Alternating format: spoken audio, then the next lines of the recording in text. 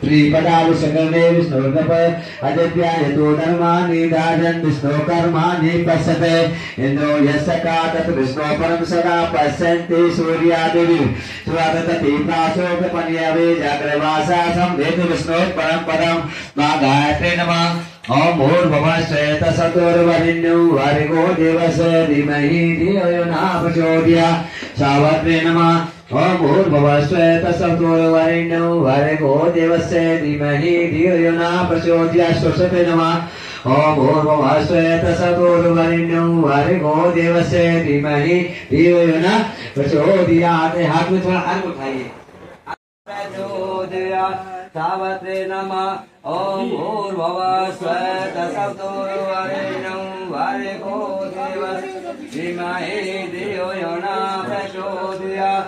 सरस्वती नमः ओम भूर्भुवः स्वतः सवितुर्वरेण्यं भर्गो देवस्य धीमहि धियो यो न प्रचोदयात्।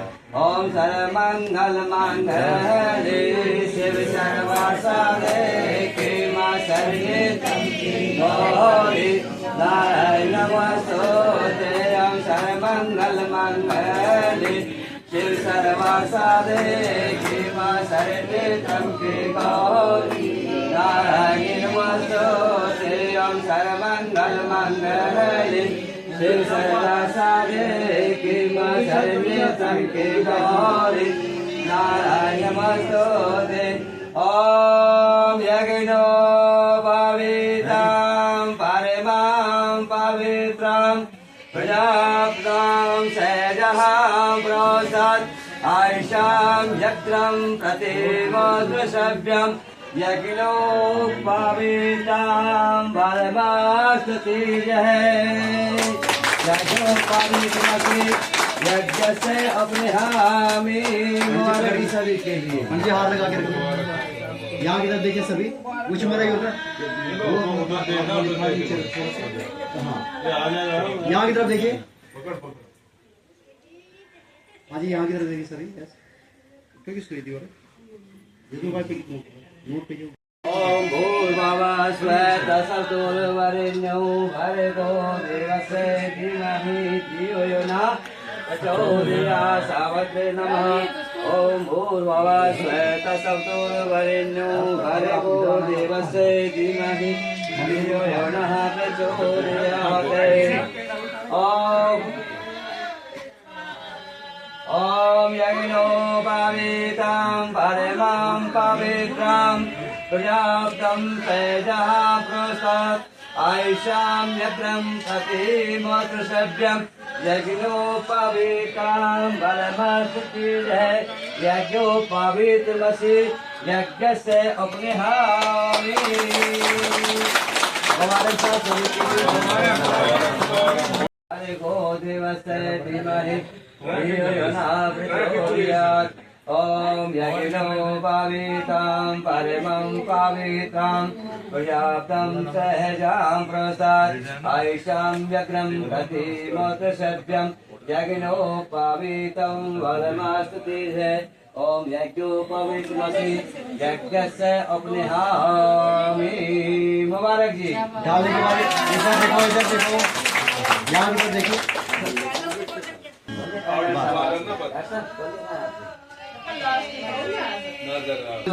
ओम यज्ञोपवीतं परमं पवित्रं प्रजापतिं सेजहां प्रोषत् आयुषां यज्ञं प्रतिमोद्रशव्यं ओम यज्ञोपवीतं परमस्तुतिः। ओम यज्ञोपवीतमसि यज्ञ से अपने हामी मुबारक जी। यहाँ की तरफ देखिए। हाथ फेस स्थापित मंगलम पुंडरीकाक्षाय मंगलाय स्तनोहरि वरान निबोधतः क्षुरस्य धारा निष्ठा वृत्तिया दुर्गम प्रतिष्ठम। यज्ञोपवीत सुनिए, ध्यान से सुनिए एक बार।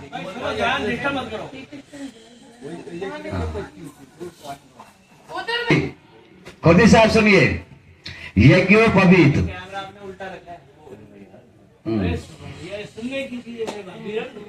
यानी यज्ञ प्लस उपवीत, ठीक है जी।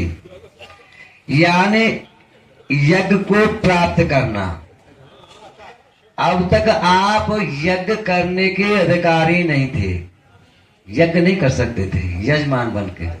पीछे से आहुतियां डालते हैं वो अलग बात है।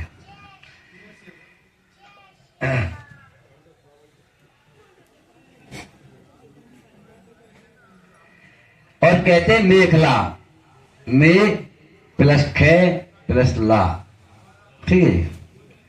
यानी मे का मतलब है ब्रह्म, यह माने जानना, और ला बुद्धि यानी जिस बुद्धि के द्वारा परमात्मा को जाना जाता हो, वो मेखला है। अब इसमें आप देखिए एक जनेऊ में 3 लड़ियां हैं, नजर करो, थोड़ा ध्यान दो, उधर भी प्रैक्टिकल करके देखो, आपकी भी बताऊंगा मैं। हाँ ठीक है जी। आपके ऊपर 3 प्रकार का कर्ज है, ऋषि ऋण, देव ऋण, पितृ ऋण। समझिए मेरी बात। ब्रह्मचार्य धारण करके जो वेदों को अध्ययन करते हैं, उसे ज्ञान प्राप्त करने के बाद में ज्ञान फैलाना, उससे देव ऋषि यानी ऋषियों के ऋण से मुक्ति मिल जाती है।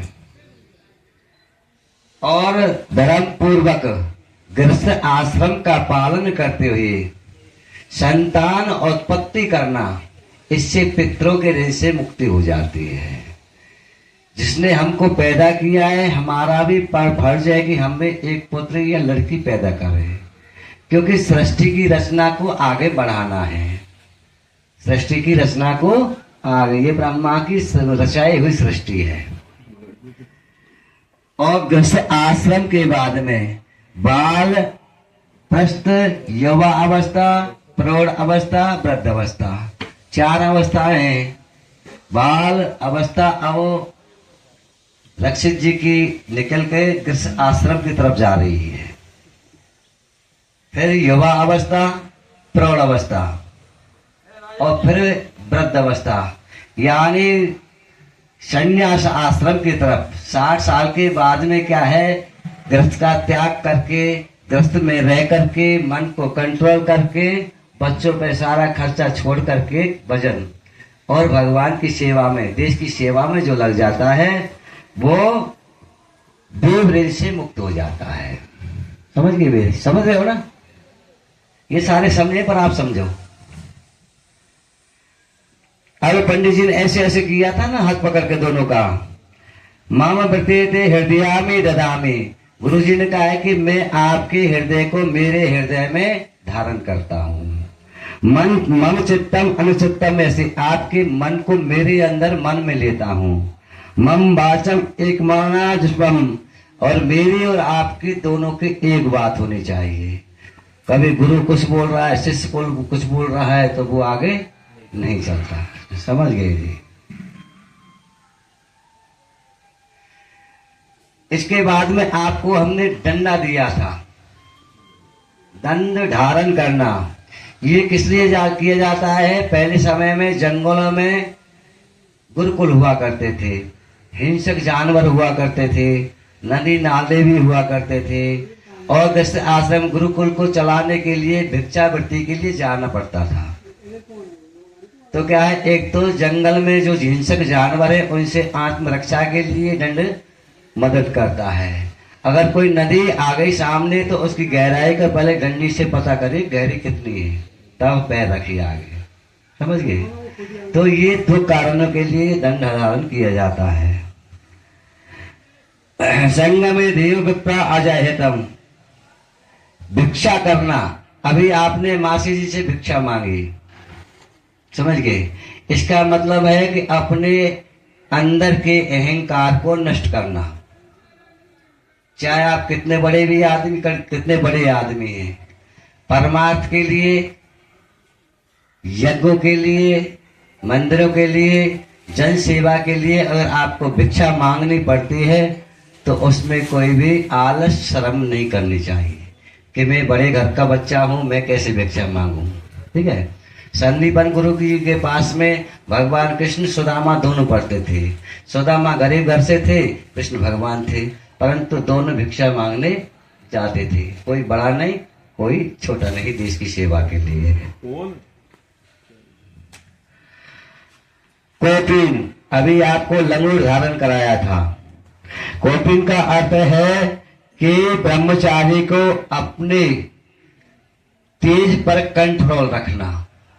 सामने से कोई भी आ रहा है, बड़ी को माँ के समान, बराबर की को बहन के समान, छोटी वाले को पुत्री के समान देखना चाहिए, सब समान दृष्टि रखना। यवा श्वासा परवीते आगात है। आपको सत्यम वद है, सत्य बोलना है। सत्य में विजय थे, सत्य है महाविजय है। सत्य की जड़ बहुत गहरी होती है, झूठ की जड़ टिकती नहीं है। ठीक है जी। धर्मचर है, यानी धर्म का आचरण करना। धारणा धर्मिया तो जिन नियमों पर हमारा समाज टिका हुआ है उसको हम धर्म कहते हैं। समझ गए जी। स्वाध्यान यन्मया ब्रह्मत है। स्वाध्यान के दो अर्थ हैं, एक तो वेदों का अध्ययन करना और एक स्वयं अपने आप का अध्ययन करना कि मैंने जन्म लिया है, वो किस कार्य के लिए मैंने जन्म लिया है। ये नहीं कि खाना पीना कपड़े पहनना, इधर जाना उधर जाना, ये नहीं है। हमने लिया है मोक्ष प्राप्ति के लिए, हमने भगवान के भजन के लिए जन्म लिया है। गृहस्थ का आश्रम का पालन भी करें और भगवान का ध्यान भी रखें। गृहस्थ आश्रम में रह करके भगवान को नहीं भूलना चाहिए। आचार्यम प्रियम धनम हात्यतम प्रजा दंतु।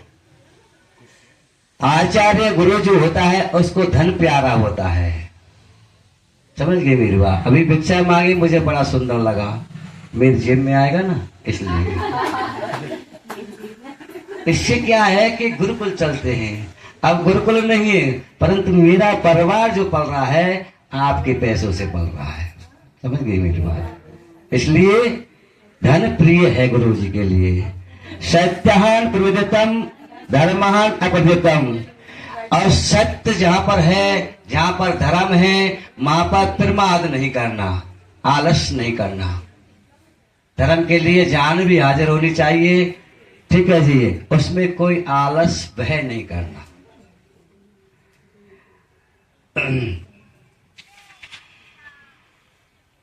स्वाध्याय प्रवचनभ्याम प्रवृत्तम देव पितृ कार्यम प्रवृत्तम। अपने से जो ज्ञान में बड़े होते हैं उनको कहते हैं देवता। ज्ञान में जो बड़े होते हैं, आप तो बड़े ज्ञानी हैं, आप तो देवता हैं, कह नहीं देते। और आयु में जो बड़े होते हैं वो पितृ कहलाते हैं। पितृ अपने से जो बड़े हैं, पिता है, माँ है, उनको पितृ कहते हैं।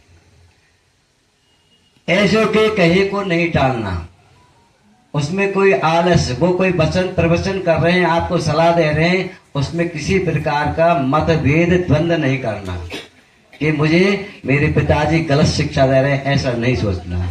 क्योंकि जो भी आपको शिक्षा देंगे वो आपके भले के लिए देंगे। समझ गए जी। सुन रहे हो जी ना प्रतीक जी? प्रतीक जी सोए हो, जग रहे हो? जाग। मात्र देवो भवः, पितृ देवो भवः, आचार्य देवो भवः और अतिथि देवो भवः। हमने भगवान शंकर ब्रह्मा विष्णु किसी को नहीं देखा है, नहीं देखा ना, परंतु आपको माँ ने 9 महीने गर्भ में रखा है। ठीक है जी। संसार में लाने वाली माँ है। ठीक है।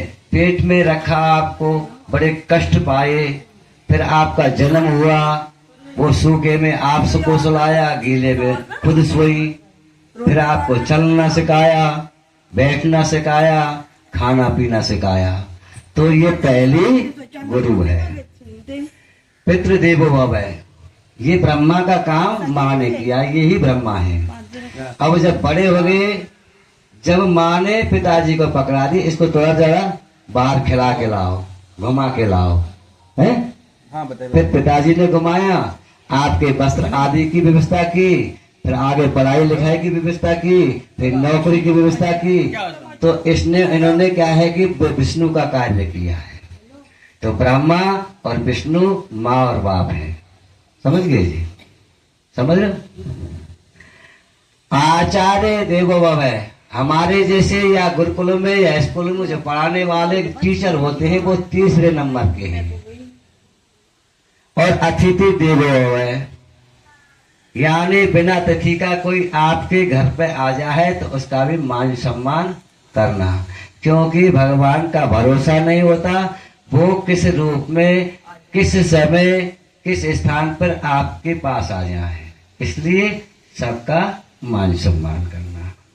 यानी अध्ययनी कर्माणि तानि शिवतानि, अर्थात मानने योग्य जो बात है, कोई आपको बता रहा है, आपकी समझ में आ रहा है कि इससे मेरे को लिए फायदा है, समाज का फायदा है, तो उस बात को मानना चाहिए। श्रद्धायाम देहि अश्रद्धायाम देहि, आपके घर पर कोई भी भिक्षुक आ गया, आपको श्रद्धा है या अश्रद्धा है, परंतु खाली हाथ आपके घर से नहीं लौटना चाहिए। ये चीजें शिक्षा के माध्यम से आपको बता रहे हैं। अब यज्ञोपवीत जो है, पहले गुरुकुलों में चरखा हुआ करते थे, तो चरखे से इस जनेऊ का धागा काटते थे, तो उसमें से ओम शब्द की ध्वनि निकलती थी। ठीक है जी। ऐसे यज्ञोपवीत की सारी जो धागा है, इसकी जो लंबाई है 24 उंगल है, वो 96 उंगल।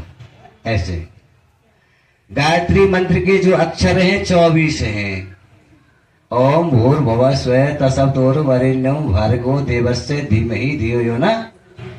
और वेद हमारे 4 हैं, 24 गुना 4 करेंगे तो कितना हुआ? 96 हो गया ना। छोटे वाले आप भी हाँ करो ना। हाँ ठीक है, समझ गए यहाँ तक। तो इसकी जो लंबाई है 96 चौपे। ठीक है जी। तैतृय संहिता में इसको क्या है कि 3 गुना कर दिया। 96 जो लंबाई का जो धागा है, इसको 3 गुना कर दिया। इसमें क्या है कि ब्रह्म गांठ लगती है, 5 गांठें लगती हैं। समझ गए जी? 5 गांठें लगती हैं। ब्रह्म और अर्थ, धर्म, काम, मोक्ष। यानी एक तो ब्रह्म गांठ ऊपर लगती है। ठीक है जी। ये 3 है, 4 धर्म, अर्थ, काम, मोक्ष, 4 ऊपर से ब्रह्म गांठ लगा देते हैं इसमें। समझ गए जी? तो आपके ऊपर 3 प्रकार का कर्ज भी बताया मैंने। दूसरा क्या है कि 3 वेद है इसके अंदर, ऋग्वेद, यजुर्वेद, सामवेद, अथर्ववेद।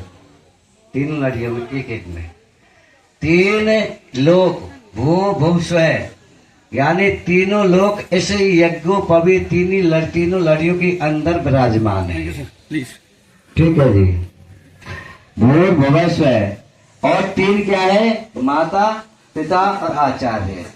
ये 3 धागे जो है वो दर्शाते हैं कि इसमें माँ है, इसमें पिता है और आचार्य है। ये हो गया 3 का। समझ गए? अब यज्ञोपवीत संस्कार, या कि एक धागे के अंदर 3 और हैं। थोड़ा खोल के देखो उसको, थोड़ा ढीला करके देखो।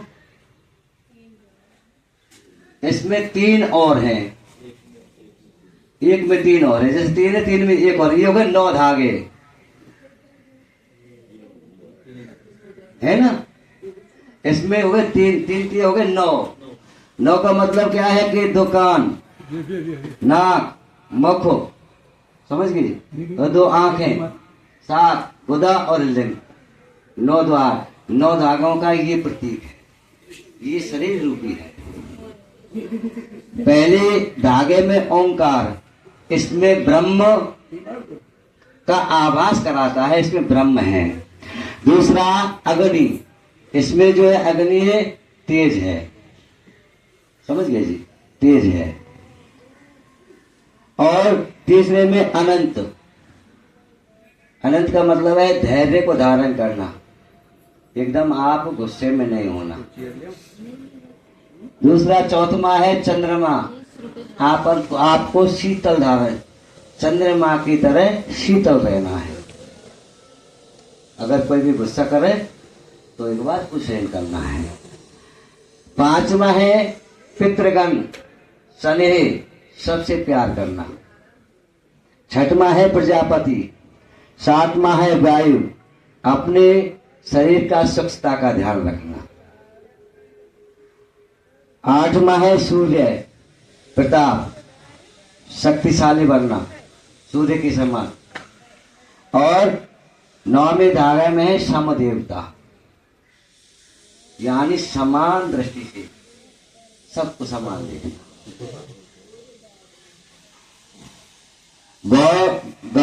गायत्री मंत्र के 24 अक्षर हैं और 4 वेद है, गुना किया हमने, बना 96। अब आपको जोड़ करना है, हमने पूरा 96 ही करना है इसको, समझ गए जी। तो 15 हमारी तिथि होती है, कौन सी तिथि बताओ? दो द्वितीय तृतीय चौरम पंचम षष्ठम सियम, ये तिथि 15 होती है। और 7 बार होते हैं, सोमवार मंगल बुध बृहस्पति। 15 7 कितने हुए? आप बोल ही नहीं रहे। हाँ, 27 नक्षत्र होते हैं। 27 और 22 कितने हुए? 49। 25 तत्व हुए। 25 तत्व, तत्व समझते हो? हिंदी बोला, मैं पढ़ा थोड़ी हूँ। नहीं, हाँ ऐसे कह लो, चाहे कह लो। छत जल पावक गगन समीरा, पंच रत्व ये रतित शरीरा। जो हमारा शरीर है 5 तत्वों का बना हुआ है, ठीक है। छत जल पावक गगन समीरा।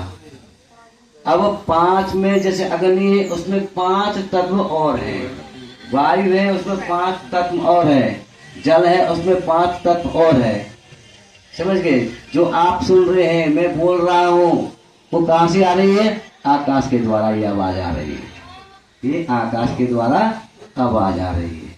आप जो भोजन कर रहे हैं, सुबह से शाम तक खाते रहते ना, वो पचता रहता है। तो क्या है? जठराग्नि, हमारे अंदर पेट का जठराग्नि अग्नि है, वो उसको पचाती रहती है। 5 प्रकार की अग्नि है। जो ये चमड़ी दिखलाई, जो ये मिट्टी से बनी हुई है, समझिए। पानी, जो आंसू निकलते हैं हमारे, जुकाम होता है, पानी पानी निकलता है, वो पानी है। यानी हमारा जो शरीर है 25 तत्वों से बना हुआ है। तो 25 और 49 कितने हुए? 74 है। हाँ। वेद 4, ऋग्वेद, यजुर्वेद, सामवेद, अथर्ववेद। कितने हुए? 70। गलत मत पढ़ो, ये सारे जो कहेंगे कैसे चले हैं। हाँ, 3 गुण, सतोगुण, रजोगुण, तमोगुण। कितने हुए? 81। काल भी 3 है, भूतकाल, वर्तमान काल। कितने हुए? 84। और 12 महीने, जनवरी फरवरी मार्च, हो गए ना 96। अब क्या है कि इस जनेऊ के अहंकार की पूरी सृष्टि इस जनेऊ के अंदर आ गई। इसमें से कुछ भी नहीं बचा है। संसार में जो दिखलाई देख रहा है, जनेऊ के अंदर आ गई। ठीक है जी। ये ब्राह्मण की शक्ति है। जो यज्ञोपवीत है ये ब्राह्मण की शक्ति है। गायत्री मंत्र का ब्राह्मणी संध्या काल करता है, गायत्री का जप करता है, तो ये यज्ञोपवीत आपकी रक्षा जरूर करता है। ये ब्राह्मण की कामधेनु गाय, जैसे ऋषियों के पास में कामधेनु गाय हुआ करती थी, इसी तरह से ये ब्राह्मण की यज्ञोपवीत जो है कामधेनु गाय की तरह है। अब ऐसा तो नहीं कि आप जाकर के आज यज्ञोपवीत हो रहा है, कल इसको खूंटी पे टांग दो, फिर ये रक्षा नहीं करेगी। समझ गए मेरी बात को। और ये सबसे क्या है, ब्राह्मण, अब कहते हैं कि सरदारों के 5-5 हथियार होते हैं, कहते कि नहीं कहते? ब्राह्मण के पास में 5 हथियार हैं।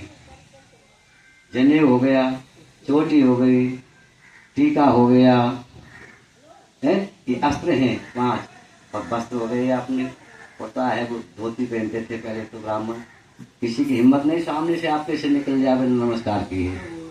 प्रधानमंत्री भी होगा तो वो आपके सामने से नमस्कार करके निकलेगा। अगर भेष है तो, अगर सूटेड बूटेड है वो तो पता ही नहीं पड़ेगा कौन है ब्राह्मण, है नहीं? इतनी बड़ी शक्ति ब्राह्मण की, पर हम अपने कर्मों से धीरे धीरे धीरे धीरे पीछे को हट रहे हैं, उल्टे सुलटे काम कर रहे हैं, तो इसलिए हमारी पहचान खत्म हो रही है। आप देख लो, जहां भी आप देखोगे, जितने भी समाज में देखोगे, ब्राह्मण की बुराई करते मिलेंगे। ब्राह्मण ने ये कर दिया, ब्राह्मण ने ये कर दिया, करते कि नहीं करते? तो हम भी हमारे कर्मों से पीछे पीछे हटते हैं। इसलिए जबकि हमें जागरूक होना चाहिए, धर्म के बारे में हमें पता होना चाहिए, हर चीज के बारे में हमें पता जाना होना चाहिए। आप नौकरी करिए कोई बात नहीं, परंतु अपने धर्म के बारे में आपको ज्ञान होना चाहिए। अगर नौकरी कर रहे हैं किसी ऑफिस में जाकर के, फिर भी आप पर विश्वास है ये पंडितों का बेटा है, इससे पूछ लीजिए, क्योंकि उनको विश्वास है कि ब्राह्मण जानता है, शिक्षा देने वाला तक। ब्राह्मण कभी भी अपने बारे में नहीं सोचता। सर्वे भवन्तु सुखिनः सर्वे सन्तु निरामया सर्वे भद्राणि पश्यन्तु मा कश्चित् दुःखाय। ये क्या है कि संसार की भलाई के लिए सोचता है। संसार की भला हो जाएगा तो ब्राह्मण कहता है मेरा भी भला हो जाएगा। ये ब्राह्मण का कर्तव्य है, वो दूसरे की सोचेगा तो अपना जरूर भला होता है। बोलिए शंकर भगवान की जय। अब आप वस्त्र बदल दीजिए।